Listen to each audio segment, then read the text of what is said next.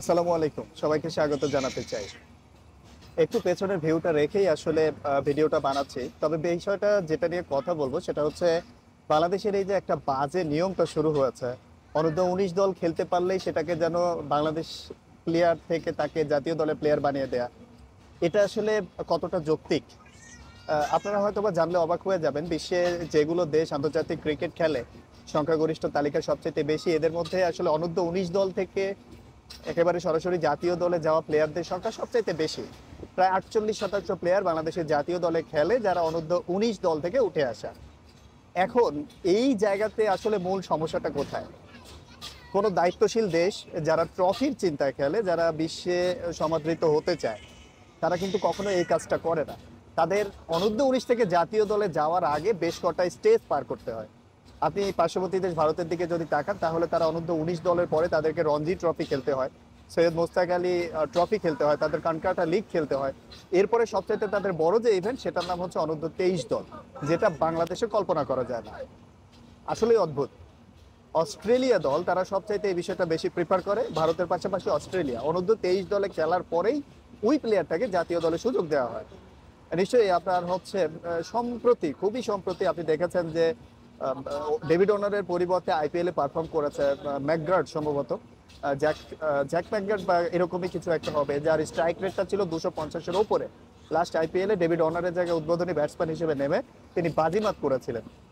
তাকে পর্যন্ত টি-20 বিশ্বকাপের স্কোয়াডে রাখা হয়নি, কারণ তার বয়সটা ছিল 18। অস্ট্রেলিয়ার দৃষ্টিতে সে এখনো পরিপক্ক হয়নি। তাদের দৃষ্টিটা কোথায় আর আমাদের দৃষ্টিটা কোথায়? আমরা আছি কি, যদি অনূর্ধ্ব ১৯ দলে কোনো ভালো করে ফেলে, ভালো পারফর্মার হয়, তাহলে সরাসরি আমরা জাতীয় দলে খেলে ফেলি। আমরা আরো গর্বিত হই যে অনূর্ধ্ব ১৯ দল থেকে ৫-৬ জন প্লেয়ার তারা বিশ্বকাপে খেলছে। এটা গর্বের কোনো বিষয় নয়। এজন্যই আসলে ওই প্লেয়ারগুলো হারিয়ে যায়। আমরা অনেকে প্রশ্ন করি যে অনূর্ধ্ব ১৯ পর্যন্ত তো অনেক ভালো খেলে বাংলাদেশের প্লেয়াররা, তাহলে তারা কেন জাতীয় দলে পারফর্ম করতে পারে না? এর কারণটা হচ্ছে এই জায়গায়, অনূর্ধ্ব ১৯ আর জাতীয় আন্তর্জাতিক ইভেন্ট এক নয়, দুটোর মধ্যে অনেক পার্থক্য আছে। তারা পরিপূর্ণতা পায় না।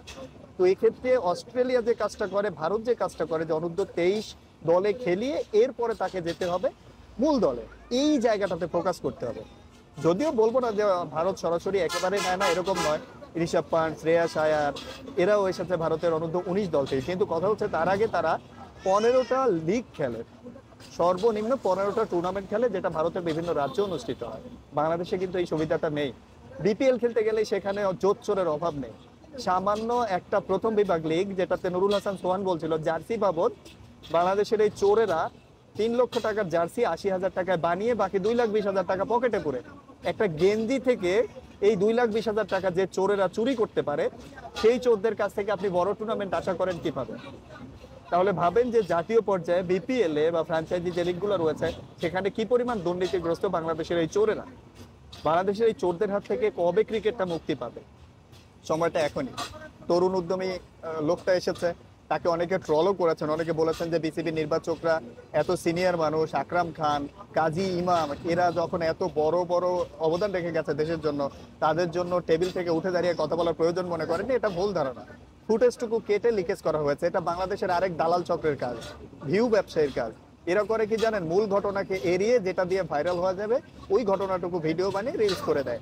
সেদিনের পরিপূর্ণ ঘটনাটা ছিল আসিফ যখন ভেতরে ঢুকেছে, সবাইকে আগে হ্যান্ডশেক করেছে, করে তাদেরকে বসতে বলেছে। এরপরে নির্বাচকরা নিজেদের থেকেই আসলে নিজেদের পরিচয় দেওয়ার জন্য উঠে দাঁড়িয়েছে। ঘটনাটা কত পার্থক্য! আসিফ তাদের দিকে না তাকিয়ে শুধুমাত্র কথা বলে গেছেন, এমনটা ভাইরাল হয়েছে। কিন্তু আসিফ সবার আগে তাদেরকে সালাম জানিয়ে আগে তাদের সঙ্গে হ্যান্ডশেক করেছেন। আমাদের বাংলাদেশে এই ভিউ চোরেরা, ভিউ ব্যবসায়ীরা, বাটপার, মানে কিছু চ্যানেল ব্যবসায়ী রয়েছে, এরা এই কোয়ালিটির কাজগুলো করে থাকে। আর আমরা সাধারণ জনগণ পুরো, মানে কি বলবো, আমরা একেবারে সবচাইতে নির্লজ্জ জাতি, নির্লজ্জ পাপী। সেটা কেন বলুন? কারণটা হচ্ছে ওই যে যেটা ভিউ বাড়ছে সেটাই আমরা দেখি, পুরো ভিডিওটা কিন্তু দেখবো না। যেটাতে ভিউ বাড়ছে সেটাই আমরা দেখি। ওরা বানিয়ে খুশি আর আমরা দেখে খুশি, এই হচ্ছে পার্থক্য। এই জায়গাগুলো থেকে বেরিয়ে আসতে হবে। ওই যে ভারত যেমন অনূর্ধ্ব ২৩ খেলাচ্ছে, বিভিন্ন ট্রফি খেলাচ্ছে, অস্ট্রেলিয়া যেমন অনূর্ধ্ব ২৩ খেলাচ্ছে, এই জায়গাগুলোতে আমাদেরকে ফোকাস করতে হবে। আমরা অনূর্ধ্ব ২৩-এর নিয়মিত একটা টুর্নামেন্ট আয়োজন করতে পারি, সেখানে অন্যান্য দেশের ক্রিকেটের সঙ্গে খেলতে পারি। লাস্ট যে কাজটা করেছে বিসিবি, এটা খুবই সন্তোষজনক। তাদের এইচপি টিমটাকে, হাই পারফরমেন্স দল বা বাংলাদেশের দল, তাদেরকে পাকিস্তানে পাঠিয়েছে, অস্ট্রেলিয়াতে পাঠিয়েছে, পাকিস্তান শাহিনের বিপক্ষে খেলছে, এটা খুবই ভালো উদ্যোগ। এখান থেকে প্রায় 15-20টা প্লেয়ার নতুন করে পাইপলাইনে আসবে। তো এরকম যদি আমরা অনূর্ধ্ব 23 দলকে অস্ট্রেলিয়ার বিপক্ষে খেলাতে পারি, অস্ট্রেলিয়ার 23, ভারতের অনূর্ধ্ব 23 দলের বিপক্ষে, তারা তো আমাদেরকে ইনভাইট করে, আমরা তো পারি না, কারণ আমরা দুর্নীতিবাজ, আমরা তো সুদখোর ঘুষখোর। আমরা ডেবু করিয়ে দিয়ে অর্ধেক টাকা তাদের কাছ থেকে নিয়ে নেই। একটা ম্যাচে একটা প্লেয়ারের ম্যাচ ফি ধরুন 98,000 টাকা, সেখান থেকে চুক্তি থাকে আমাকে 50,000 দেবে, প্লেয়ার পাবে 40,000। ওই প্লেয়ারও চলে যাচ্ছে কারণ সে জাতীয় দলের প্লেয়ার।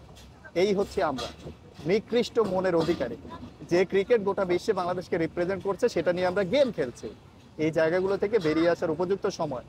আসিফ সমন্বয়কের উপর বাংলাদেশের আস্থা ফিরেছে। আশা করি তিনি এই বিষয়গুলো দেখবেন, যদি আমার ভিডিওতে তার চোখে পড়ে। তাকে অনুরোধ করবো যে বাংলাদেশে এই যে অনূর্ধ্ব 23 অর্থাৎ অনূর্ধ্ব 19 থেকে ডাইরেক্ট জাতীয় দলে না গিয়ে এর মাঝে একটা গ্যাপ তৈরি করেন। অনূর্ধ্ব 21, অনূর্ধ্ব 23 এ ধরনের একটা গ্যাপ তৈরি করলে ওই প্লেয়ারটা পরিপক্ক হিসেবে খেলবে, একজন কমপ্লিট প্লেয়ার হিসেবে তিনি পারফরমেন্স করতে পারবেন। তানজিদ তামিমের মতো সরাসরি অনূর্ধ্ব 19 থেকে জাতীয় দলে গিয়ে টি-20 বিশ্বকাপে ওপেনিংয়ে নামিয়ে দিলেন। মিচেল স্টার্কের বল করা দেখে তার পা কাঁপার স্বভাব, তিনি বলছেন যে তার বল দেখে আমার ভয় লাগে, এই বিষয়গুলো সামনে আসবে না। আমার মনে হয় সময়টা এসেছে অনূর্ধ্ব 19-এর পর থেকে আমরা জাতীয় দলে না গিয়ে মনোযোগীটা হই নিজেদেরকে পরিপক্ক করা, সেটা হবে সবচেয়ে বেস্ট অপশন। ধন্যবাদ।